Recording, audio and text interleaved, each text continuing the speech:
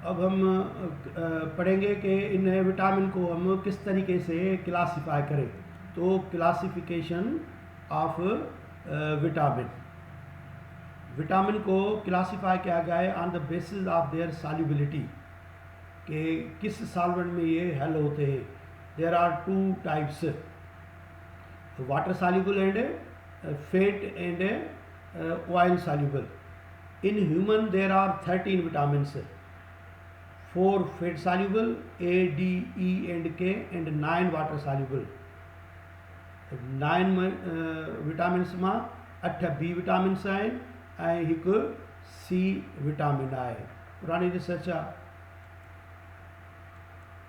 The vitamins which are soluble in fat or oils or in fat solvent are called fat soluble vitamin and are usually formed associated with lipid of natural foods. Their excess in body is also harmful. Vitamins A, D, E and K are example of fat soluble vitamin. The vitamins which are soluble in water are known as water soluble vitamin. These are present in juices of fruits वगैरह में। Example vitamin B complex में अची वेंदा आहिनि B1, B2, B6, B12 and vitamin C. ऐं their excess in body is not harmful because they are excreted in urine. पाणीअ में हलता थियनि ज़ाहिर आहे, एक्सेस में हूंदा त यूरिन जे रस्ते एक्सक्रिएट थी वेंदा आहिनि, त हिननि जा टॉक्सिक इफेक्ट मालूम न आहिनि। हाणे वाटर सॉल्युबल विटामिन हिकिड़ो क्लास थी वियो, ॿियो आहे फैट सॉल्युबल विटामिन। त स्टार्ट कयूं था फैट सॉल्युबल विटामिन में।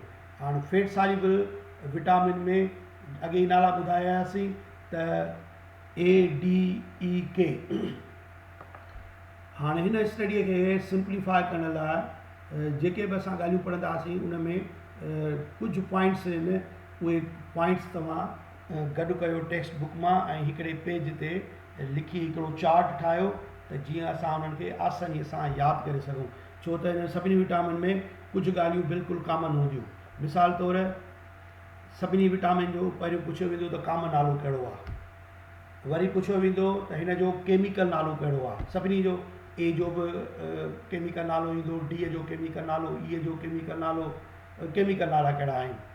ऐं पोइ पुछंदो त हिन जी स्ट्रक्चर छा आहे, केमिकल कंपोजिशन छा आहे। छो त अॻे ॻाल्हि कईसीं त केमिकल कंपोजिशन विटामिन जी साइंटिस्ट रिसर्च करे ॿुधायो आहे त हुनजी केमिकल कंपोजिशन छा आहे, यानी कि केमिकल फार्मूला ऐं स्ट्रक्चर उहा असांखे हर विटामिन जेके पिणु आहिनि उन्हनि जा असांखे अचणु खपनि। पोइ 3 नंबर पॉइंट थींदी त सोर्सिस ऑफ विटामिन कहिड़ो आहे, माना कहिड़नि फूड मां असांखे उहा विटामिन मिलंदी। मिसाल तौर फैट सॉल्युबल विटामिन जी ॻाल्हि पई हले त विटामिन ए कहिड़नि फूड मां मिलंदी। अच्छा, हिकिड़ो त डायरेक्ट फूड मां मिलंदी ऐं ॿियो वरी प्रीकर्सर फॉर्म में मिलंदी। प्रीकर्सर जो मतिलबु आहे त डायरेक्ट फूड में न हूंदी, पर उन ते डाइजेशन जो अमल थींदो या उहो ॿियो केमिकल प्रोसेस थियण खां पोइ हू ठहंदो। जीअं ॻाल्हि अॻे कईसीं विटामिन ए जेके कैरेट्स मां असांखे मिलंदो, पर डाइजेशन खां पोइ, त माना कैरेट जे फूड जेको आहे उहो विटामिन ए जो प्रीकर्सर आहे। त किथे किथे प्रीकर्सर फॉर्म में बि हूंदा, उहे अलॻि करे ॿुधाइबो आहे।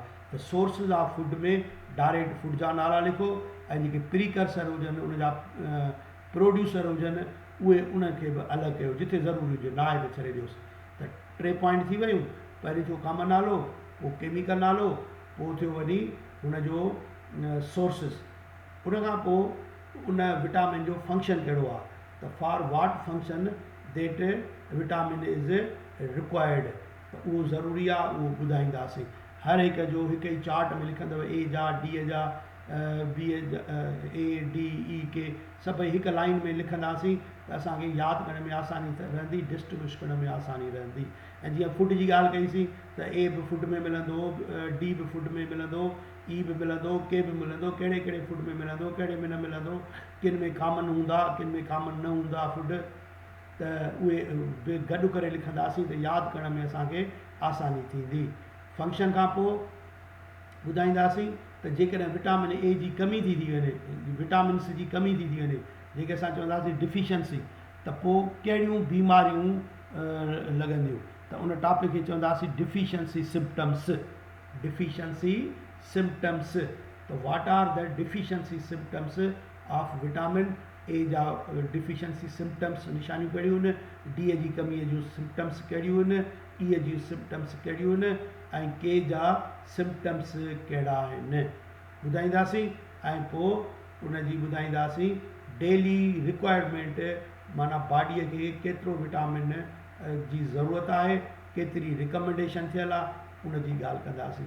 ऐं किन विटामिन जा टॉक्सिक इफेक्ट बि आहिनि, छो त ॻाल्हि पहिरियों कईसीं त जेके फैट एंड ऑयल विटामिन्स आहिनि, फैट सॉल्युबल विटामिन आहिनि, उहे असांजे बॉडीअ मां एक्सक्रिएट न थींदा, जेकॾहिं इज़ाफ़ी वठंदासीं उहे बॉडीअ में डिपॉज़िट थी वेंदा आहिनि ऐं फ़ाइदे जे बजाए नुक़सानु ॾींदा आहिनि, ऐं उनखे चवंदासीं toxic effect of the vitamin. जीअं ए ऐं डी जा असांजे बुक में आहिनि, उहे असां जुदा करे लिखंदासीं। अॻ में पढ़ी बि आया हुआसीं इंट्रोडक्शन जॾहिं असां कयोसीं बायोकेमिस्ट्रीअ में। त अहिड़े नमूने सां इहे 4-5 पॉइंटूं तव्हां हिक ई शीट ते चार्ट ठाहे लिखी वठो जल्दीअ में, बुक तां ॾिसी करे, त जीअं असांखे यादि करण में आसानी थिए। रीडिंग ई करणी आहे, छो त इहे ॻाल्हियूं सभु यादि करण जूं आहिनि। हिन जो कॉमन नालो विटामिन ए आहे, केमिकल नालो अथसि रेटिनोल। छा अथसि नालो? रेटिनोल। हिन जा सोर्सिस कहिड़ा आहिनि? Vitamin A is present in fat of milk, book में लिखियल आहिनि, लिवर फैट आहे, एग्स आहिनि, and fish liver oil, fish J liver J oil में जेके थींदा आहिनि, स्पेशली इन कॉड फिश, हीअ सी फिश आहे, उन जे लिवर में घणे खां घणो थींदो आहे, चीफ सोर्स आहे, जंहिंमां विटामिन ए खे हाणे आइसोलेट बि कयो वेंदो आहे, जुदा कयो वेंदो आहे। ऐं हिन जा जेके प्रीकर्सर आहिनि, कहिड़नि मां हासिलु कंदासीं, उन जी ॻाल्हि कंदासीं। Vitamin A is absent from vegetable oil and fat, olive oil, linseed oil, sunflower oil, ground nut oil. Oil में तव्हांखे विटामिन ए न मिलंदी।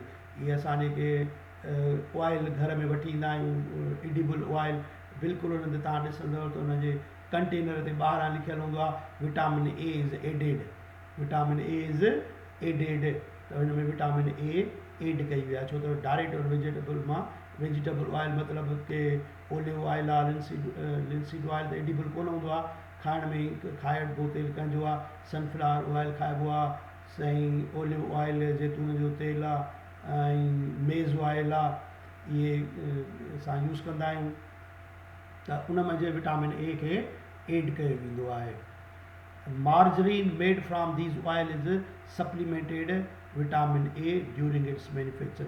मार्जरीन आर्टिफिशियल बटर खे चयो वेंदो आहे, बटर जेको हथरादू तरीक़े सां ठाहियो वेंदो आहे, उनखे छा चयो वेंदो आहे? मार्जरीन चयो वेंदो आहे। असांखे ख़बर आहे त by the hydrogenation of the oil, hydrogenation of the oil, जिते अनसेचुरेटेड कार्बन हूंदा आहिनि, उते असां एडिशन कराए घी ठाहींदा आहियूं, जेके मार्जरीन बि असां करे कोठींदासीं। बहरहाल बटर जो नेमुल बदल हूंदो आहे, मुख़्तलिफ़ प्रोसेस मां गुज़ारे मार्जरीन ठाहे वेंदो आहे, त उन में बि विटामिन ए खे एड कयो वेंदो आहे। ऐं प्रीकर्सर जी ॻाल्हि कईसीं त in plants vitamin A occurs in precursor form is a pro vitamin A, हिन लाइ असां प्रो विटामिन बि चवंदासीं। प्रीकर्सर खां मां जंहिंमें ठहंदो प्रो विटामिन, माना विटामिन ए जा ठाहींदड़। These precursor belong to a family of pigmented hydrocarbon called carotenes, जंहिंमें असांजो कैरेट्स अची वियो, टोमेटो अची वियो। Beta carotene is found in green vegetables, carrots, tomatoes. These are converted to vitamin A in the intestinal tract of animal.